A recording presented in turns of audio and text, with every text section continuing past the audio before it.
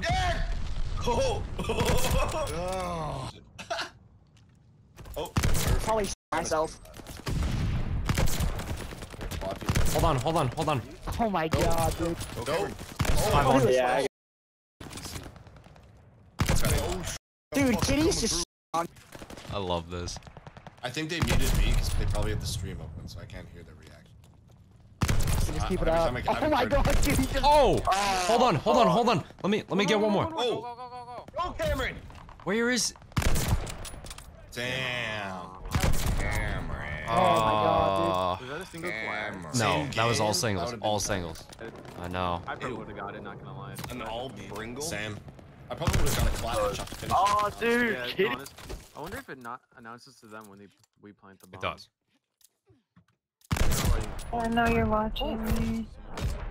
Alright, I'll take out either gun. Someone hit her, someone just killed him. To be fair, I didn't know this actually was gonna hit. Oh, that's nice. Ooh. Alright, what is going on, my dudes? I hope you guys enjoyed the intro clips. If you did, if you could please smash the like button, I would greatly appreciate it. Since this is the very first Vanguard video we've uploaded on the channel, let's try to break 4,000 likes on this video. Today's video, I'm going to be making kind of like a private match explanation video to help anyone that is currently struggling with sniping in Vanguard, because from my Twitter timeline alone, it seems like a lot of people are struggling with snipers in this game. At the moment, with snipers without any attachments, the guns are very underwhelming compared to like the MP40, the STG. I'm sure you've probably noticed it if you've actually been playing. So far, the regular guns just absolutely destroy the snipers. However, I didn't get the game 3 days early like a lot of other people. I actually only got the game a couple hours early. But as you can see, I've been playing a lot. I'm already level 48. In this video, I'm going to show you guys all the class setups for all 3 snipers, best possible class setups. Car 98. As you all know, every single gun you're able to use 10 attachments. However, for the sniper rifles themselves, you actually do not want to use all 10 attachments. If you do, it's actually going to hurt you. The 2 most important things with sniper rifles in this game is sprint to fire and ADS. One of the biggest issues with playing aggressively with a sniper is sprint to fire. In case you don't know what that is, it's the delay in between when you sprint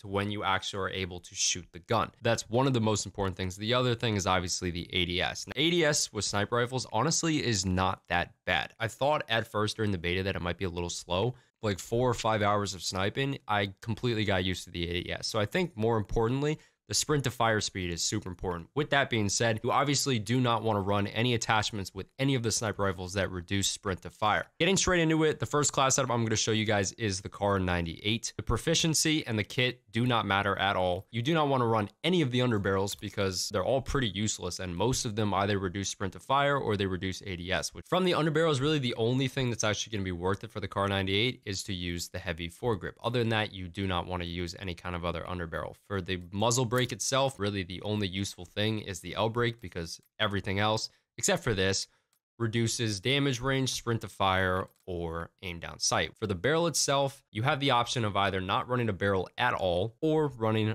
this barrel specifically. You do not want to use this barrel, however, even though it does also give you both ADS and sprint to fire. Unlike this one that only gives ADS, this one will reduce the smaller one-hit kill area, which of course with a sniper rifle, you do not want to run that. But the Car 98 does work very well with this barrel and without this barrel. The stock, you definitely want to run the short stock. The rest of these are not worth it. They reduce sprint to fire speed or they reduce the ADS. Short stock is a no-brainer, always run that. The rear grip, you want to run fabric. It's the absolute best out of all of them. There is technically another one, that's the leather grip, that's ADS. However, this is ADS sprint to fire. I didn't know in the beta there actually was a glitch where you could get into private match. And between the beta and now, they haven't made any drastic changes. Although some of the magazines increase the ADS, and in this case, this increases both the ADS and the fire rate, reduces damage. And once again, sniper rifles, you do not want to reduce damage, ADS, or sprint to fire. The ammo type, however, I would suggest you either run one of 2 things. You either run lengthened or FMJ rounds. I've noticed that in this game, you can wallbang a lot of things in this game, and FMJ rounds makes it so you literally can one-shot people through most walls. So I always run an FMJ, especially in Search and Destroy. If you are playing a long-range map, then lengthen will help.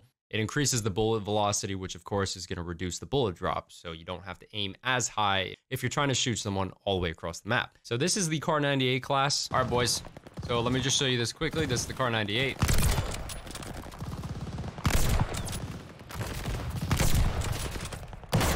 Car 98 is pretty much the exact same as how it was in the beta. If you played the beta, then I'm sure you'll remember. You can pretty much just slap. You don't need to hit the upper chest either. You can pretty much one-shot in the waist, as you can clearly see right there. It's a really, really good gun. I love the Kar98, to be honest. I'm a little disappointed, I will say. I'm a little disappointed that they did not add a Springfield into the game, considering that Springfield is like one of the most iconic sniper rifles during the World War II era. But hopefully that does get added as like a DLC sniper or something. That'd be really cool. But I would say at the moment, the Kar98 is probably my favorite sniper rifle, because you can just go nuts with this thing.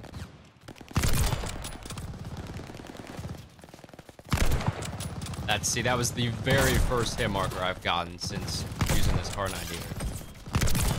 Move on to the 3-line sniper rifle. I would say the 3-line sniper is probably the strongest of all of the snipers, but the only downside to the 3-line is, at least with the regular scope, I haven't tested the other scopes, but at least with the regular scope, there is a lot more sway in the scope itself. That's the only downside to this sniper. This thing slaps. It's kind of like the HDR of Modern Warfare. The Kar98 would be considered the AX50. I feel like that's probably the best way to describe it. And then the third sniper, the Type 99, would probably be considered the Kar98 marksman rifle of Modern Warfare. I feel like that would be the best way to compare all three of the sniper rifles. The L-break muzzle. For the underbarrel, the only one that really is going to be worth it is the Mark VI Skeletal, simply because it increases ADS. For the barrel, there's really not many options. You want to run the 270 Vaz carbine barrel. It's very good. It increases, obviously, ADS and sprint to fire. For the stock, you want to run the Zach Custom MZ stock. It is the best one out of all of these. The benefits of this obviously outweigh this one.